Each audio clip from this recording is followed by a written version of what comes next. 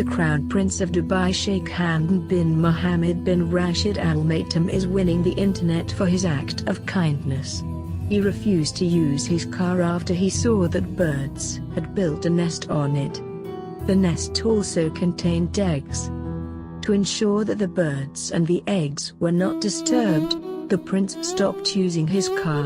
Moreover, he also placed red tape around the vehicle to ensure their safety.